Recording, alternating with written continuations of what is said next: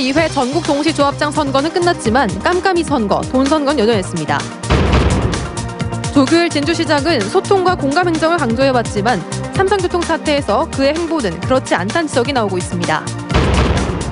자유한국당의 통영 고성 국회의원 보궐선거 공천 잡음이 이어지고 있습니다.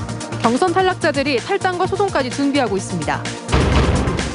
경남교육청이 학생인권 조례안의 수정안을 발표했지만 반대가 여전해 진통이 예상됩니다. 계속해서 경남 소식 진주에서 전해드립니다. 전국 동시조합장 선거를 통해 경남에서도 172명의 조합장 당선자가 나왔습니다. 4년 전보다는 다소 줄었다고는 하지만 여전히 기부행위 등 위법행위가 많았고 깜깜이 선거는 극복하지 못했습니다. 이번 선거 결과와 개선책을 김태석 기자가 보도합니다. 조합장 선거의 경남 투표율은 83.8%.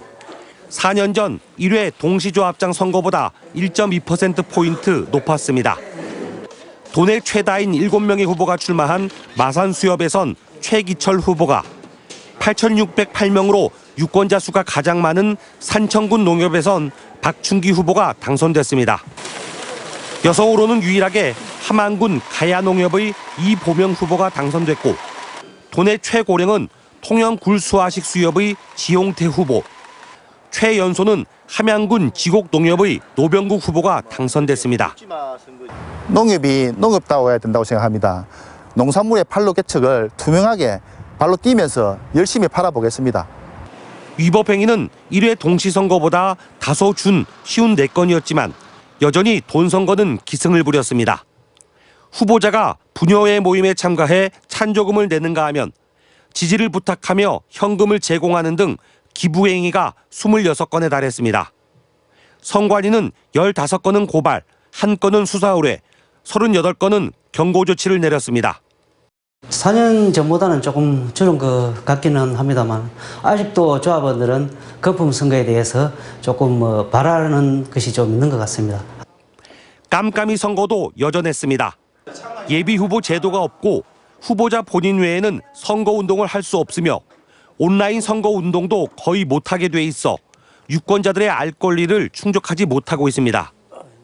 정책을 할 방안이 있습니까? 우리가 언제 토론회나 있다든지 안 그러면 그걸 연설이나 있다든지 이래야 되는데. 도내 유권자만 26만 명에 달해 미니 지방선거로 불리는 조합장 선거. 제도 개선과 유권자 의식 전환이 시급합니다. MBC 뉴스 김태석입니다. 조규일 진주시장은 유달리 소통과 공감 행정을 강조해왔습니다.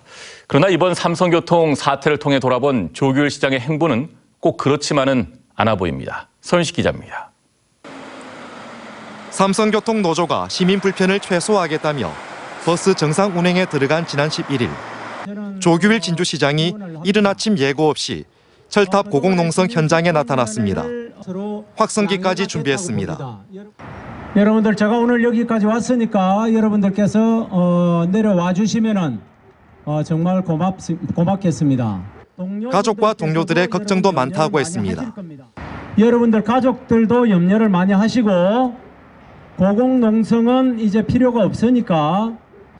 철탑 위의 노동자들은 조 시장의 갑작스러운 방문과 농성 중단 종용에 대응할 겨를조차 없었습니다. 서로 대화가 된 건 아니었군요. 예. 그냥 일반적으로 앰프 소리가 나서 내다보니까 조규일 시장이 그러고 있었습니다. 철탑이 노동자와의 대화는 없고 조 시장의 주장만 허공을 울립니다. 조규일 시장의 소통과 공감의 방식입니다. 결국 이를 지켜보다 못한 노동자들이 나섰습니다. 여러분들이 거기 위에 올라가 있는 이유가 뭐라고 생각을 하십니까? 최저임금입니다. 여러분들 최저임금은 경영진하고 말씀을 하셔야 될 문제입니다. 생사를 걸고 고공농성 중인 사람들에게 앰프를 틀어놓고 이야기하는 것은 매우 위험한 행동입니다. 상식이 있는 사람이라면 누구나 알고 있습니다. 이날 오후 조규일 시장은 기자회견을 열어 파업의 완전한 철회가 전면적인 대화의 전제 조건임을 강조했습니다. 삼성교통의 파업이 완전 철회되어야 진주시와의 대화가 보다 원활하게 진행될 수 있을 것입니다. 버스 노동자들이 전면 파업을 접고 업무에 복귀한 건 의미 있는 진전입니다. 조규일 시장이 유달리 강조해온 소통과 공감. 이제 사태 해결을 위해서라도 말이 아닌 실천으로 이어져야 할 때입니다. MBC 뉴스 서윤식입니다. 진주시가 삼성교통 사태 해결에 실마리를 찾기 위해 실무자 간 대화 창구를 마련하겠다고 밝혔습니다. 진주시는 파업이 철회된 뒤 대화가 가능하다는 기존 입장에는 변함이 없지만 실무자 간 대화 창구를 마련해 소기의 성과가 있을 경우 대표자 간 만남도 가능할 것으로 기대한다고 밝혔습니다. 자유한국당의 통영고성 국회의원 보궐선거 공천 잡음이 이어지고 있습니다. 경선 탈락자들이 탈당과 법적 소송을 준비하는 등 반발은 수그러들지 않고 있습니다. 부정석 기자입니다. 김동진 전 통영시장이 경선 여론조사 결과를 공개하지 않는다는 이유 등으로 경선 결과에 불복해 자유한국당을 탈당했습니다. 따라서 경선 관련 자료를 공개하지 않으면 점정식 후보에 대한 낙선 운동도 불사하겠다고 밝혔습니다. 자유한국당을 탈당하고 선거 기간 중 자유한국당의 경선 결과의 부당성을 지속적으로 제기해 나가겠습니다. 서필현 전 차관은 법적 대응을 검토하고 있습니다. 이미 여러 차례 당의 경선 관련 자료 공개를 요청했지만 모두 묵살됐다며 경선 결과에 대한 소송을 준비하고 있다고 밝혔습니다. 경선 결과에 대한 이 정당성에 대한 소송을 제기를 할 계획입니다. 사실상 경선 결과를 놓고 당 안팎에서 압박하겠다는 겁니다. 점정식 후보는 모든 예비 후보가 동의하는 방식으로 경선이 진행됐다며 어떠한 외부 개입도 없었다는 입장입니다. 젊고 새로운 인물의 출연을 원하는 시민들과 당원들께서 공정하게 선택해 주신 결과라고 생각을 합니다. 자유한국당은 무소속 출마를 막기 위해 전략공천 대신 후보 경선을 선택했지만 탈당과 법정소송 등 경선 후폭풍을 맞고 있습니다. 경선에 참여했던 2명이 경선 결과에 불복하면서 이번 통영고성 국회의원 보궐선거의 주요 변수가 될 전망입니다. MBC 뉴스 부정석입니다.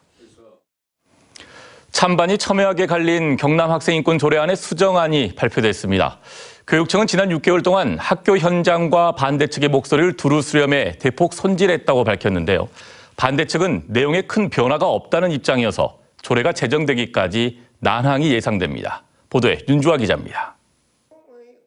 눈에 띄게 달라진 부분은 학교 생활 지도와 관련된 부분입니다. 사상과 양심의 자유를 존중해 학생에게 반성문을 강요해선 안 된다고 한 조항은 사실 확인서 등 대안적 지도 방법을 강구할 수 있게 했습니다.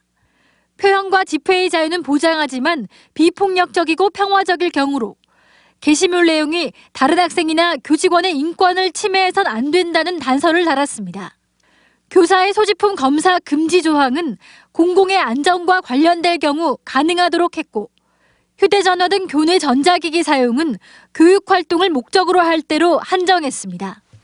반대 측 단체에서 가장 크게 반발한 16조 성적 지향 등을 차별받지 않을 권리는 손대지 않았고 17조 성인권교육은 현재 학교에서 실시되는 성인지교육으로 수정했습니다. 교육청은 이렇게 34개 조항을 수정하고 5개는 삭제, 5개 조항은 신설했습니다. 학교 현장의 목소리를 듣는데 굉장히 많은 노력을 했고 학교 현장에서 우리 했던 휴대폰이라든지 그다음에 인터넷 그다음에 학생 활동의 부분에 대해서 학교의 목소리를 잘 들어서 충분히.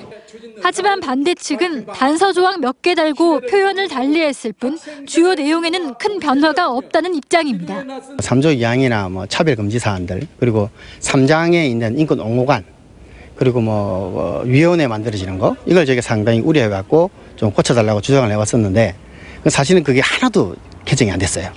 교육청은 학생 인권 조례 수정안을 다음 달 도의회에 제출할 예정이지만 반대 측의 반발이 누그러들지 않고 있어서 난항이 예상됩니다.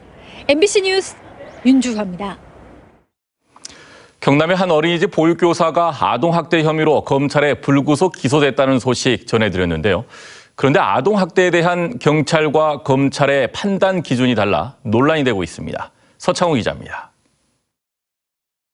교실 소파에 누워있는 아이를 보육교사가 엉덩이로 깔고 한참을 앉아 있습니다. 이번에는 후드 모자를 뒤로 끌어당깁니다. 사흘 뒤 어린이집 복도. 역시 같은 교사가 화장실에서 나온 아이를 데리고 가다 넘어뜨립니다. 이 밖에 아이의 팔을 잡아 이불에 던지는 등 경찰은 18건에 대해서 혐의가 있다고 봤습니다. 경찰과 아동보호 전문기관 전문가들이 CCTV 분석을 통해 내린 결론입니다. 법에 전부 다 아동학대 사례로 판정을 하시죠. 하지만 검찰의 판단은 달랐습니다. 검찰의 불기소 결정서를 보면 교사의 행위가 피해 아동의 신체에 외형적 또는 기능적 변화를 가져오거나 정신건강 등의 발달을 저해할 가능성이 낮고 훈육을 위한 적정한 방법으로 볼 수 있다고 봤습니다. 똑같은 장면을 보고도 경찰과 검찰의 판단이 서로 다른 겁니다. 이런 가운데 피해 아동은 여러 차례 병원 치료를 받으며 정서 불안과 스트레스 증상에 시달리고 있습니다. 우울증 증세가 생기기 시작하면서 불빛을 보면 무섭다고 불빛을 가려달라고 하고요. 기계를 너무 좋아는 하는데 세탁기 소리도 너무너무 무섭다 그래서. 아동학대 판단 기준이 기관마다 달라 명확한 기준 마련이 필요해 보입니다. 때리고 밀치고 선생이 아이를 갖다가 교사가 깔아뭉개고 이런 부분이 어떻게 사회 통념상으로 용인될 수 있는 훈육이라고 볼 수 있는지. 끊이지 않고 있는 보육기관의 아동학대 논란. 수사기관마다 판단의 기준이 다르기 때문은 아닌지 생각해 볼 일입니다. MBC 뉴스 서창호입니다.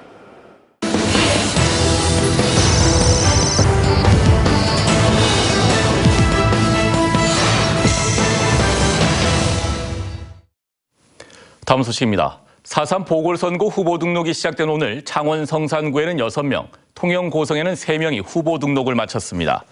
창원 성산구 선거구에는 더불어민주당 권민호, 자유한국당 강기훈, 바른미래당 이재환, 정의당 여영국, 민중당 손석형, 대한애국당 진순정 후보가 등록을 마쳤습니다. 통영 고성 선거구에는 더불어민주당 양문석, 자유한국당 정점식, 대한애국당 박청정 후보가 등록을 마쳤습니다. 제157주년 진주농민항쟁 기념식이 오늘 진주시 수곡면 진주농민항쟁기념광장에서 열렸습니다. 농업인단체와 시민 등 300여 명이 참석한 가운데 열린 기념식에서 박갑상 진주시 농민회장은 1862년 시작된 진주농민항쟁은 수탈과 착취 체제의 문제점을 근본적으로 제기해 다른 지방 농민항쟁의 시발점이 된 대표적인 항쟁이라며 선열의 숭고한 정신을 이어받고 되새기자고 밝혔습니다. 1960년 자유당의 부정선거에 맞서 항거한 3.15 의거 59주년을 맞아 오늘 국립 3.15 민주묘지에서 희생자 추모제가 열렸습니다. 국가보훈처가 주관하는 3.15 의거 59주년 기념식은 내일 오전 창원 3.15 아트센터에서 거행됩니다. 올해 경남 지역 공동주택 공시가격이 전국에서 두 번째로 큰 하락폭을 기록했습니다. 국토교통부가 공시한 올해 공동주택 가격에 따르면 서울과 경기 지역 공시가격이 각각 14.17%와 4.74% 상승한 반면 경남의 공시가격은 마이너스 9.67%로 울산에 이어 두 번째로 하락폭이 컸고 특히 거제시의 공시가격 하락률은 18.11%로 전국에서 가장 높았습니다. 경남의 공시가격 하락폭이 큰 것은 경기 침체와 인구 감소 때문인 것으로 분석됐습니다. 진주시가 정촌면 뿌리 일반산업단지의 지원시설과 주차장 터를 분양합니다. 분양 대상은 지원시설 터 39필지 5만 5천여 제곱미터와 주차장 터 5필지 14,000제곱미터로 3.3제곱미터당 평균 분양 가격은 각각 267만 원과 135만 원이며 오는 18일 분양 공고에 이어 다음 달 1일까지 분양 신청을 받습니다. 지금까지 진주였습니다. 고맙습니다.